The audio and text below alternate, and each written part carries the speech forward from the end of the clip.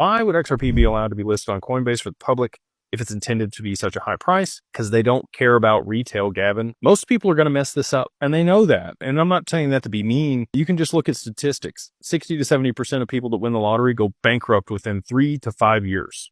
Done. They're in a worse position than they were before because they don't know how to manage capital. They don't know how to invest. They buy liabilities. They run through all the money.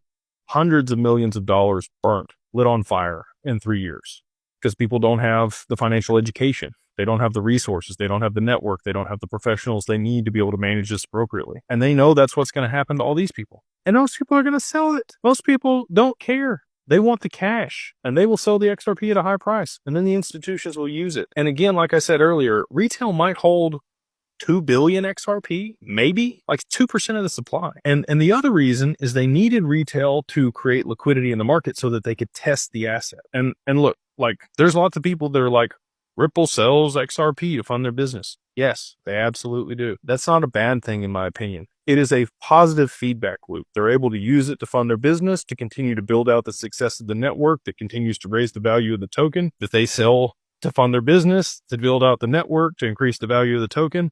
Like that's the whole spiral, and it's a good one. It goes up, but that's why they needed retail to move liquidity into the token so that it had enough liquidity in it to be able to trial it and test it over the last 10 years so that they could prove that it was usable on the main net. I don't know if you've ever built software before, but you can test it, but until you push it to prod, you really don't know. And so that's what this was. They run tons of private permissioned, side chains with assets or, replicas of the XRPL. But until you have a public mainnet that's actually being used and facilitating transactions and has enough liquidity to trial things, the banks aren't going to do it. They're not going to do it. So that's why they needed retail to be able to drive the, price of the token up to where it is so that they could trial it.